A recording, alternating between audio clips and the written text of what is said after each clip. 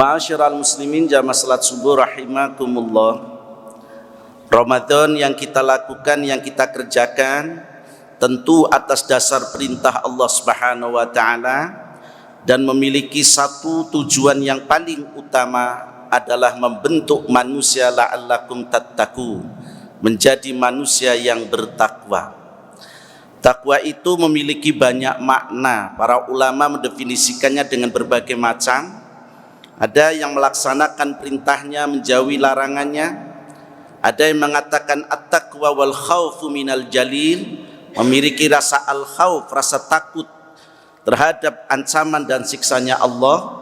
Tetapi bisa jadi takwa itu adalah kesalehan secara individu dan kesalehan secara sosial.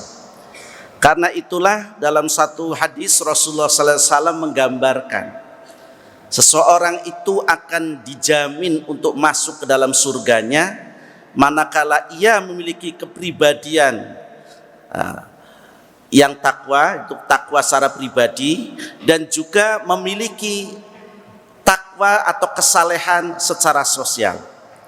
Dalam satu hadis dikatakan, man asbaha minkumul yauma shaiman qala Abu Bakri radhiyallahu an ana qala faman tabi'a minkumul yauma janazatan qala Abu Bakrin radhiyallahu an ana qala faman at'ama minkum yauma miskinan qala Abu Bakrin radhiyallahu an ana qala faman ada minkumul yauma maridhan qala Abu Bakrin radhiyallahu an ana.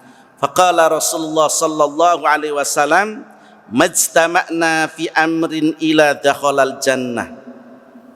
Siapakah di antara kalian yang pagi ini sedang berpuasa? Abu Bakar radhiyallahu an menjawab, ana, saya. Lalu beliau Rasul bertanya lagi, siapa di antara kalian yang hari ini telah mengantarkan zanazah? Ana. Abu Bakar mengatakan, saya. Kemudian Rasul bertanya lagi, siapa di antara kalian yang hari ini telah memberi makan orang miskin? Ana. Abu Bakar menjawabnya, saya. Kemudian Rasulullah SAW bertanya lagi yang keempat, dan siapakah yang hari ini telah menjenguk orang yang sakit? Abu Bakar radhiyallahu anhu menjawab, ana, saya. Maka Rasul mengatakan, tidaklah semua itu ada pada seseorang kecuali pasti akan masuk surga. Hadis riwayat Muslim nomor hadis 1707. Ma'asyiral muslimin jamaah subuh rahimakumullah. Ada 4 yang ditanyakan. Yang satu hubungannya antara dirinya dengan Robnya, hablum minallah. Tapi yang 3 justru berhubungan dengan kehidupan masyarakat sosial. Jadi disinilah letak takwa, ada keselarasan, ada keserasian, ada keseimbangan antara hubungan manusia dengan sang Khaliknya, tetapi justru kemaslahatan umat itu lebih banyak harus diperhatikan. Inilah pentingnya di mana Rasulullah SAW mengajarkan dan wasiatkan pada kita. Kita tidak cukup dengan mendirikan sholat, kita tidak cukup dengan memperbanyak zikir, tidak cukup pula dengan membaca tadarus Al-Quran, tapi harus perhatikan lingkungan sekitar kita. Maka yang pertama kita bahas, mengapa puasa itu menjadi jaminan seseorang itu akan dimasukkan ke dalam surga. Rasul mengatakan dalam satu hadis, kullu amal ibni adama yudha'aful hasanatu asyru amsalihha illa sab'i mi'atin di'fin. Qala Allahu azza wa jalla ila sauma fa innahu li wa ana ajri bihi yad'u sahwatu wa ta'amahu min ajli lisaimi farhatani farhatun inda fitrati wa farhatun inda liqa'i rabbi wa khufu fihi atyabu indallahi min rihil misik. Setiap amalan kebaikannya dilakukan oleh manusia akan dilipat gandakan dengan 10 kebaikan yang semisalnya hingga 70 ratus kelipatan. Allah Ta'ala berfirman yang artinya kecuali amalan puasa. Amalan puasa tersebut adalah untukku. Aku sendiri yang akan membalasnya. Disebabkan dia telah meninggalkan syahwatnya dan makanannya karena aku. Bagi orang yang berpuasa akan mendapatkan kebahagiaan. Kebahagiaan ketika berbuka dan kebahagiaan ketika berjumpa dengan Robnya. Sesungguhnya mulut bau orang yang berpuasa lebih harum daripada aroma kasturi di sisi Allah. Hadis riwayat Muslim nomor 1151. Ma'asyiral muslimin rahimakumullah. Hadis ini menjelaskan bahwasanya seseorang yang dijamin masuk ke dalam surga itu karena ketaatannya kepada Allah. Apa? Ia melakukan satu amaliyah saum. Amal-amal soleh yang lain itu sebagai kafarat, sebagai pembebas dan penebus daripada dosa dan kesalahan. Tapi kalau puasa, untukku, kata Allah, untukku, aku yang akan membalasnya. Jadi karena itulah hadirin rahimakumullah, puasa di sini juga tidak melihat pada puasa Ramadan saja, tetapi semua amalan-amalan puasa yang sudah disunnahkan oleh Rasulullah SAW. Mengapa amaliyah puasa itu sampai bukannya menjadi satu kafarat, tetapi Allah yang akan membalasnya? Karena amalan saum itu mengharamkan sesuatu, seolah-olah istrinya yang halal di siang hari menjadi haram karenanya. Makanan yang kita miliki di rumah kita seolah-olah menjadi haram karenanya takut kepada Allah Subhanahu wa taala, karena ketaatannya. Karena itulah hadirin rahimakumullah, marilah apa yang kita lakukan di bulan suci Ramadan dijadikan sebagai momentum yang terbaik. Karena yakinlah bahwa penghapus daripada seluruh dosa dan kesalahan adalah dengan kita mendirikan salat, dengan kita membayar zakat, dengan kita berinfak dan bersedekah. Itulah cara menghapus, membayar, menebus dari setiap dosa dan kesalahan. Hadis lain mengatakan as-salatul khams wal jum'atu ila jum'ati war ramadhanu ila ramadhani mukaffiratun ma bainahunna idastunibatil kabair. 5 waktu salat yang kau kerjakan menghapus dosa kesalahan dalam rentangan 24 jam. Bahkan salat 5 waktu yang kau kerjakan menghapus dari kesalahan dosa-dosamu dalam rentangan 1 minggu. Wal jum'atu ila jum'ati. Bahkan salat 5 waktu yang kita kerjakan akan menghapus dari semua dosa dan kesalahan kita dalam rentangan 1 tahun. War ramadhanu ila ramadhana mukaffiratun ma bainahunna idastunibatil kabair. Selagi dosa yang kita kerjakan bukanlah dosa-dosa besar. Itu yang penting untuk kita perhatikan. Kemudian seorang yang akan dijamin oleh Allah melalui Rasulnya masuk dalam hadis adalah karena ia gemar bertakziah. Ma'asyiral muslimin rahimakumullah. Ini penting untuk kita pahami bersama-sama. Kalau diri kita akan bertanya, nanti berapa orang yang akan mentakziahi kita di saat kita sudah wafat? Maka tentu pertanyaannya, sudah berapa orang yang kita takziahi? Pertanyaannya itu, kenapa in ahsantum li anfusikum wa in asatum falaha. Bani Israel ayat 7. Setiap engkau melakukan kebaikan, sesungguhnya kebaikan untuk dirimu sendiri. Jadi pada saat kita takziah, sesungguhnya itu sedang mentakziahi diri kita sendiri. Oleh karena itu Rasulullah mengatakan, betapa motivasi akan pentingnya juga kehidupan dalam sosial bermasyarakat, yakni mentakziahi saudara-saudara kita. Ma min mu'minin yu'azzi akhahu bi musibatin illa asallahu min khulal karamati yaumal qiyamah. Tidaklah seorang mukmin bertakziah kepada saudaranya yang terkena musibah kecuali Allah akan memakaikan pakaian kemuliaan kepadanya di hari kiamat. Hadis riwayat Ibnu Majah. Jamaah salat subuh rahimakumullah. Ketika nanti alam semesta ini sudah dikiamatkan, sudah dihancurkan, semua penduduk alam semesta ini mati. Nanti kita akan dibangkitkan dari alam kubur dalam postur tinggi kita 60 hasta, kurang lebih 30 meter. Pada saat kita nanti mati, kita dikubur, kemudian dipakaikan dengan kain kafan, yang nilai kain kafan itu amat sangat murah. Tapi manakala kita gemar bertakziah, kata Rasulullah SAW, engkau akan kami kenakan dengan pakaian kemuliaan. Kalau dalam kehidupan kita pakaian kemuliaan adalah biasanya jas manten. Kalau anak-anak muda saat diwisuda, itulah baju kemuliaan. Dan hadirin rahimakumullah, siapa yang sesungguhnya nanti dikenakan baju di saat manusia dibangkitkan dari alam kubur kemudian menuju ke padang mahsyar? Yang pertama kali dikenakan baju adalah Nabiullah Ibrahim alaihissalam. Jadi bukan Nabi Muhammad tetapi Nabiullah Ibrahim alaihissalam. Bayangkan Nabi Muhammad saja bukan yang pertama, lalu kira-kira kita ini yang keberapa akan dikenakan baju itu? Inilah pentingnya hadirin.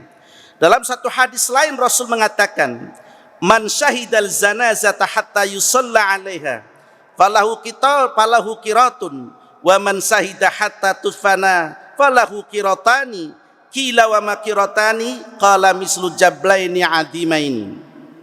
Siapakah yang menyaksikan zanazah hingga disalatkan maka mendapatkan 1 qirat, dan siapa yang menyaksikan zanazah hingga dikuburkan maka ia akan mendapatkan 2 qirat. Rasulullah ditanya, apa itu 2 qirat? Beliau menjawab, 2 qirat itu seperti 2 gunung yang besar. Muttafaqun alaih, diriwayatkan oleh Bukhari dalam nomor hadis 1325 dan dalam Sahih Muslim nomor 945. Ma'asyiral muslimin rahimakumullah, masih kita dapati ketika orang-orang atau saudara-saudara kita bertakziah, ia hanya datang dan duduk saja. Padahal semestinya kalau ingin mengikuti dan mengiktibai Rasulullah SAW, akan lebih baik manakala kita ikut memandikannya, ikut mengkafaninya, ikut mensalatkannya, dan menyempurnakannya dengan mengantarkan zanazah itu ke makbarah. Karena kata Rasulullah SAW, jika engkau datang mensalati, engkau hanya dapat 1 qirat. Jika engkau mengantarkannya sampai ke makbarah, maka engkau akan mendapatkan 2 qirat. Rasul ditanya, apa itu 2 qirat? Ya Rasulullah, 2 qirat itu seperti 2 gunung. Karena gunung yang sangat dikenal di Jazirah Arab di Madinah saat itu adalah gunung Uhud, maka yang digambarkan adalah gunung Uhud. Mungkin andaikan Rasul ada di Purwokerto, yang dilihat adalah gunung Slamet, ya bisa jadi gunung Slamet itulah. Oleh karena itu hadirin rahimakumullah, penting juga kita untuk senantiasa menghafal doa-doa dalam sholat zanazah. Meskipun rata-ratanya mengambil doa sholat zanazah yang paling pendek dan sangat praktis. Takbir pertama Fatihah, takbir kedua sholawat. Sholawatnya saja amat sangat pendek, hanya Allahumma sholli ala Muhammad. Takbir ketiga Allahumma firlahu warhamhu wa'afihi wa'fu anhu, pendek. Takbir yang keempat Allahumma la tahrimna ajrahu wa la tabtina ba'dahu, pendek. Tapi yang Rasulullah SAW ajarkan sebagaimana yang diputuskan dalam putusan majelis tarjih, orang salat zanazah itu abdolnya takbir pertama Fatihah dan sholawat, dan sholawatnya selesai sampai innaka hamidum majid, begitu. Bukan hanya Allahumma sholli ala Muhammad. Takbir yang kedua Allahumma firlahu warhamhu wa'afihi wa'fu anhu wa akrim nuzulahu wa wasi' madkhalahu waghsilhu bil ma'i wasalji wa naqihi minal khotoya kama yunaqqas thawbul abyadu minad danas wa abdiluhu daran khairan min darihi wa ahlan khairan min ahlihi wa zawzan khairan min zawzihi wa qihi fitnatal qabri wa adzaban nar. Itu takbir yang kedua. Takbir yang ketiga Allahumma firli hayyina wa mayyitina wa syahidina wa ghaibina wa sahirina wa kabirina wa dzakarina wa unsana. Allahumma man ahyaitahu minna fa ahyihi 'alal Islam wa man tawaffaitahu minna fatawaffahu 'alal iman. Allahumma la tahrimna ajrahu wa la tudillana ba'dahu. Takbir yang keempat hanya untuk salat. Kita ini mestinya itibar Nabi yang lama dalam sholatnya, bukan kemudian setelah salam baru kita berdoa di depan zanazah, karena itu tidak dicontohkan oleh Rasulullah SAW. Ini penting untuk kita perhatikan. Yang ketiga, amalan yang akan menjanjikan diri kita apabila bergabung dalam satu waktu, dalam satu hari, adalah dijamin surga. Yang ketiga adalah memberi makan orang yang lapar. Man at'ama mu'minan hatta yusbi'ahu. Diriwayatkan dari Mu'adz bin Jabal radhiyallahu an dari Nabi Muhammad sallallahu alaihi wasallam bersabda, siapa yang memberi makan orang mukmin sehingga dia kenyang dari kelaparannya, maka Allah Subhanahu wa taala akan memasukkannya ke suatu pintu dari pintu-pintu surga.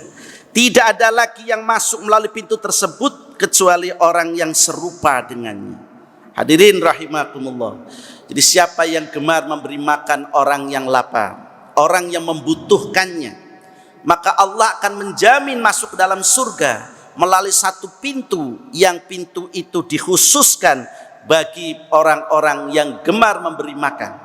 Oleh karenanya alhamdulillah di Purwokerto ini pada setiap hari Jumat kaum ibu sudah gemar melaksanakan dengan istilah Jumat berkah. Itu menarik ya, khususnya bagi anak-anak muda gitu ya. Karena di masjid saya itu ada jamaah yang kebetulan bosnya burger gitu ya. Jadi setiap hari Jumat beliau berinfak, bersedekah makanan berupa burger kurang lebih 50. Sehingga jamaahnya membludak gitu. Ketika salam assalamualaikum, assalamualaikum, maka lari, yang dikejar adalah burgernya. Ya tidak mengapalah gitu. Awalnya mungkin seperti itu. Nanti kalau sudah 3 kali 4 kali makan burger, saya kira hal yang sudah biasa.